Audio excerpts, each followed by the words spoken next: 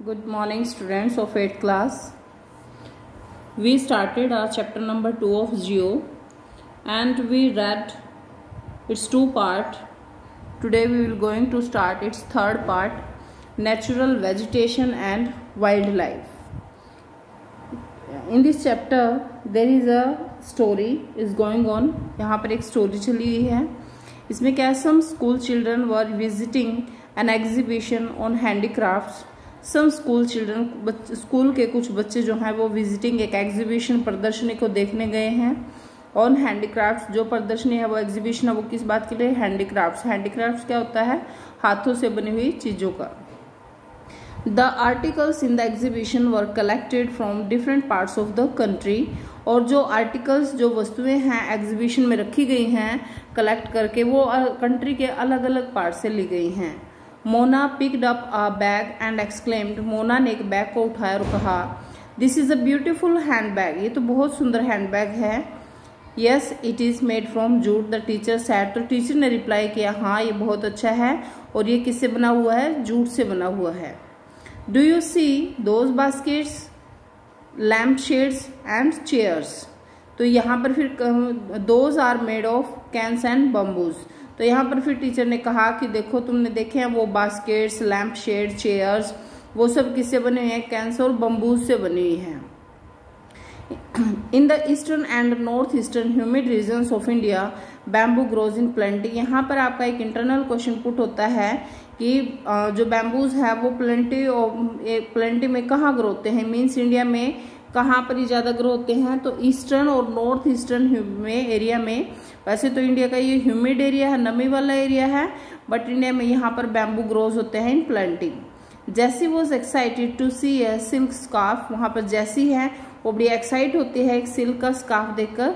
See this beautiful scarf, देखो ये कितना सुंदर स्कार्फ है. The teacher explain that. तो टीचर ने एक्सप्लेन किया कि silk is obtained from silk worms, की जो सिल्क है वो हमें कहाँ से मिलता है? सिल्क वॉर्म से मिलता है. That are bred on mulberry trees. जो मलबरी, यानी मलबरी होता है शहतूत के पेड़ पर रहता है, और ये क्या खाता है? मलबरी के फ्रेश लीव्स खाता है. Clear? The children understood that plants provide us with many different products that we use in our day-to-day life. और इतनी सारी चीजों के देखने के बाद बच्चों को ये बात समझ आ गई कि प्लांट्स जो हैं हम अपनी लाइफ में, डेली प्रोडक्ट्स में, उसको डे टू डे लाइफ में इनको यूज को हम क्या करते हैं? यूज करते हैं. हमने डेली लाइफ में प्लांट्स का यूज बच्चे समझ जाते हैं. Natural vegetation and wildlife exist only in the narrow zone of contact between the lithosphere, hydrosphere and atmosphere that we call biosphere. Natural vegetation है जो, और wildlife है, ये दोनों ही कहाँ exist करते हैं? हमारे जो बायोस्फेयर है, बायोस्फेयर आपका किन से मिलकर बना है? Lithosphere, hydrosphere and atmosphere. और इन बायोस्फेयर के बारे में, इन सब चीजों के बारे में आप अपने प्रीवियस क्लास में बहुत अच्छे से पढ़ चुके हो. इन द बायोस्फेयर, बायोस्फेयर में living beings are inter related and interdependent on each other for survival. तो इन बायोस्फेयर में जो लिविंग बींग्स हैं वो एक दूसरे से इंटर रिलेटेड हैं, एक दूसरे पर डिपेंड करते हैं अपने सर्वाइवल लाइफ के लिए. दिस लाइफ सपोर्टिंग सिस्टम, और ये जो लाइफ को सपोर्ट करने वाला सिस्टम है नोन एज इकोसिस्टम. इसको हम क्या बोलते हैं? Ecosystem. Vegetation and wild life are valuable resources. Vegetation और वाइल्ड लाइफ जो है ये वैल्यूएबल रिसोर्सेज हैं. Plants provide us. अब ये जो प्लांट्स हैं वो हमें प्रोवाइड करते हैं टिम्बर, लकड़ी. Give shelter to animals, animals को शेल्टर प्रोवाइड करते हैं. प्रोड्यूस ऑक्सीजन वी ब्रेथ, और ऑक्सीजन प्रोड्यूस करते हैं जिसमें हम सांस लेते हैं. प्रोटेक्ट सोयल, प्रोटेक्ट करते हैं किसको? सोयल को. किस चीज से? सोयल को करते हैं प्रोटेक्ट. सोयल, सोयल को प्रोटेक्ट करते हैं. Next is essential for growing crops, और हमारी सोयल को प्रोटेक्ट भी करते हैं और इसमें वो मिनरल्स भी प्रोवाइड करते हैं जो हमारी क्रॉप्स को ग्रो करने के लिए असेंशियल है. एक्ट एज शेल्टर बेल्ट, और ये शेल्टर बेल्ट का हम इसके पहले पार्ट, इसे नेक्स्ट लास्ट पार्ट में पढ़ चुके हैं. शेल्टर बेल्ट्स के लिए help in storage of underground water, और शेल्टर बेल्ट की हेल्प क्या किस में होती है? ये अंडरग्राउंड वाटर को स्टोर करने में हेल्प करते हैं. क्लियर? गिव अस, और क्या देते हैं प्लांट्स हमें? Give us fruits, nuts, latex. What is latex? Latex क्या होता है? लेटेक्स आपका एक ऐसा पार्ट ऐसा प्रोडक्ट होता है जिससे हमें गम वगैरह मिलते हैं, उसको बोलते हैं हम लेटेक्स. टर्पेंटाइन ऑयल मिलता है हमें, gum, medicinal plants and also the paper that is so essential for your studies. और हमें जो पेपर है आप रीड करते हो वो जो हमारे लिए बहुत असेंशियल है स्टडी के लिए, वो भी हमें ट्री से ही मिलता है। There are innumerable uses of plants and you can add some more. Plants के बहुत ज़्यादा यूजेज हैं और आप इसमें और भी ऐड कर सकते हो। नेक्स्ट है ये हमारा wild life. Wild life includes animals, birds, insects as well as the aquatic life forms. Aquatic होते हैं पानी में रहने वाले, जो हमारे इंसेक्ट होते हैं, पक्षी होते हैं, वो पशु होते हैं। दे प्रोवाइड अस, वो हमें क्या प्रोवाइड करते हैं, क्या प्रोवाइड करते हैं, मिल्क, मीट, हाइड्स होता है, skin and wool. Insects like बीज प्रोवाइड अस हनी, कुछ इंसेक्ट जैसे बी है वो हमें हनी प्रोवाइड करती है। Help in pollination of flowers and have an important role to play as decomposers in the ecosystem. और ये क्या है, बहुत इंपॉर्टेंट रोल प्ले करते हैं किसमें, डिकम्पोजर्स के रूप में इन द इकोसिस्टम। अब इनको ये डिकम्पोजर्स क्या होते हैं, डिकम्पोजर्स होते हैं ऐसे इंसेक्ट जो डेड एनिमल्स को, डेड बर्ड्स जो होते हैं उनको ये खाते हैं, ठीक है। The birds feed on insects, ऐसे बर्ड जो इंसेक्ट को खाते हैं, and act as decomposers as well, और एक इस तरह से एक्ट करते हैं जो डिकम्पोज कर देते हैं इनको और हमारे एनवायरनमेंट को क्या क्लीन करने में हेल्प करते हैं। Vulture due to its ability to feed on dead livestock is a scavenger. तो जो वुल्चर है उसकी जो एबिलिटी है फीड करने की, वो डेड लाइवस्टॉक को खाता है, इसलिए इसको क्या है, स्क्वेंजर है। And considered a vital cleanser of the environment, और इसको बहुत मोस्ट इंपॉर्टेंट क्लिंजर माना गया, सफाई करने वाला माना गया है एनवायरनमेंट के लिए। सो एनिमल्स बिग और स्मॉल, इसलिए जो एनिमल्स छोटे या बड़े, ऑल आर इंटीग्रल और टू मेंटेनिंग, सभी इंपॉर्टेंट है maintaining balance in the ecosystem में बैलेंस बनाने के लिए। Let's read about vultures in brief. जो वुल्चर है आपका ये व्हाट इज द डिकम्पोजर, ये क्या होता है, तो ये एनिमल्स हमारी कैसे हेल्प करते हैं, एनवायरनमेंट को कैसे क्लीन करते हैं। Let's see. Vultures in the Indian subcontinent were dying of kidney failure shortly. तो कहता है कि जो वुल्चर हैं इंडियन सबकॉन्टिनेंट में ये मर रहे हैं किडनी फेलियर की वजह से, after scavenging live stock treated with, जो लाइव स्टॉक हैं यानी कि जैसे जो पशु की डेथ हो जाती है उनको ये खाते हैं, उनके खाने के बाद इनको किडनी फेलियर की प्रॉब्लम हो रही है और बड़े स्पीडली इनकी डेथ हो रही है।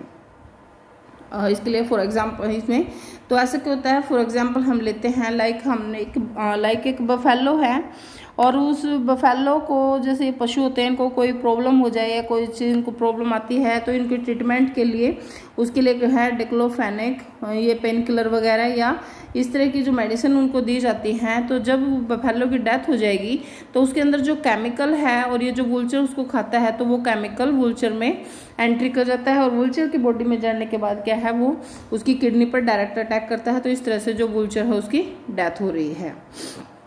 देखिए फिर से, dying of kidney failure shortly after scavenging live stock treated with diclofenac, ये एक मेडिसिन है, and a pain killer that is similar to aspirin और इबोप्रोफिन। तो इस तरह की टैबलेट जो लेते हैं। Efforts are on to ban the drug for live stock, तो इसलिए एफर्ट्स किए जा रहे हैं कि सरकार ने क्या है इनको बैन कर दिया इस तरह की ड्रग दवाइयों को फॉर लाइव स्टॉक के यूज के लिए, एंड ब्रीड वुल्चर्स इन कैप्टिविटी, और ब्रीड जो हमारे वुल्चर्स हैं इनको बचाने के लिए। तो लाइव स्टॉक पर इस तरह की मेडिसिन का जो यूज है वो उसको बैन कर दिया गया है ताकि वुल्चर्स को बचाया जा सके, जिससे हम जो हमारे एनवायरनमेंट का बहुत बड़ा क्लीनर है। Clear. Next is distribution of natural vegetation. अब ये नेचुरल वेजिटेशन का डिस्ट्रीब्यूशन कैसे होता है, तो नेचुरल जो हमारी वेजिटेशन है, हमारे पेड़ पौधे हैं, ये हमारे फॉरेस्ट हैं, ग्रासलैंड्स हैं, इन सब का डिस्ट्रीब्यूशन भी डिपेंड करता है वहाँ के क्लाइमेट पर, वहाँ के टोपोग्राफी पर। The growth of vegetation depends primarily on the temperature and moisture. तो जो ग्रोथ है वेजिटेशन की वो भी डिपेंड करती है सबसे पहले किस पर, temperature and moisture. The major vegetation types of the world are grouped as forest. जो मेजर वेजिटेशन है पूरे वर्ल्ड की माना गया उसमें forest, grasslands, scrubs and tundra. जो ये टुंड्रा है ये आपका क्या है, ये आपका पोलर रीजन वाला एरिया है, ये आपका नॉर्थ पोल साउथ पोल में मिलता है। इन एरियाज ऑफ हैवी रेनफॉल, तो जहाँ ज़्यादा बारिश होती है, हैवी रेनफॉल, ह्यूज ट्रीज में थ्राइव, तो वहाँ पर ट्री बहुत ज़्यादा होते हैं। द फॉरेस्ट आर दस associated with areas having abundant water supply, और जहाँ पर वाटर जो सप्लाई है अबंडेंट है, बहुत ज़्यादा मात्रा में है, वहाँ पर क्या है, फॉरेस्ट होते हैं, वहाँ फॉरेस्ट भी ज़्यादा होते हैं। As the amount of moisture decreases, जैसे जैसे मॉइस्चर यानी कि नमी का अमाउंट जो है डिक्रीज घटता जाता है, the size of trees and their density, तो जो ट्रीज हैं उनका साइज और उनकी डेंसिटी क्या हो जाती है, रिड्यूस हो जाती है। मीन्स इसका मतलब है जहाँ पर बारिश कम होती है, मॉइस्चर कम है, तो वहाँ के जो ट्रीज हैं उनकी साइज छोटा होगा, क्लियर। और जहाँ पर बारिश ज़्यादा होती है वहाँ के जो ट्रीज हैं वहाँ पर ट्रीज ज़्यादा होते हैं, अबंडेंट होते हैं, फॉरेस्ट होता है वहाँ पर, clear. Short stunted trees and grasses grow in the regions of moderate rainfall, तो मॉडरेट रेनफॉल वाले एरियाज में शॉर्ट स्टंटेड ट्रीज, छोटे पेड़ होते हैं, और वहाँ पर ग्रास लैंड ज़्यादा होते हैं, forming the grass lands of the world. Thorny shrubs, जो कंटीली झाड़ियाँ होती हैं, thorny shrubs grow in dry areas of rainfall, तो जहाँ डेजर्ट एरिया है या वहाँ पर जो लो रेनफॉल है वहाँ पर क्या ग्रो होते हैं, थॉर्नी शर्ब्स और स्कर्ब्स होते हैं। इन सच एरिया, ऐसे एरियाज में plants have deep roots and leaves with thorny and waxy surface, तो ऐसे एरिया में जो प्लांट्स होते हैं उनकी जो डीप रूट्स होती हैं, जड़ें गहराई वो जो है गहरी होती हैं, डीप होती हैं, क्योंकि वो क्या है, अर्थ जो हमारी सोयल है वहाँ से जो है वो थोड़ा मॉइस्चर लेती हैं। एंड लीव्स, और इसके जो लीव्स होते हैं वो कैसे, थोर्नी एंड वैक्सी, मोटे वैक्सी सरफेस वाले होते हैं।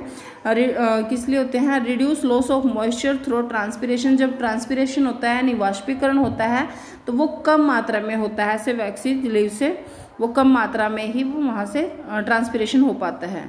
Tundra vegetation of cold polar regions, तो जो टुंड्रा वेजिटेशन है कोल्ड पोलर रीजन्स में comprise of mosses and lichens और लिचेंस नाम के वहाँ पर हमें ट्री मिलते हैं। कहाँ पर, टुंड्रा वेजिटेशन कहाँ है, ये आपका polar regions area, northern polar और साउदर्न पोलर वाला area, clear. Today there are many more the world than there were centuries back to feed the growing of timbers. Large area of forest have been cleared to grow crops. तो आज क्या है, there are जो है बहुत पूरे whole world में जो पॉपुलेशन इंक्रीज हो रही है, पॉपुलेशन बढ़ती जा रही है, और इनको टू फीड, बढ़ती जनसंख्या को खिलाने के लिए जो फॉरेस्ट है उनको क्या किया जा रहा है, क्लियर किया जा रहा है फसल को उगाने के लिए। तो फॉरेस्ट कवर एरिया जो है वो वर्ल्ड से वैनिशिंग रैपिडली, बड़ी स्पीड से रैपिडली गायब होते जा रहे हैं, और ये क्या है, हमें इसकी बहुत ज़्यादा अर्जेंट नीड है to conserve this valuable resource, but हमें इस वैल्यूएबल रिसोर्स को कंजर्व करने की बहुत ज़्यादा नीड है, क्लियर, ओके।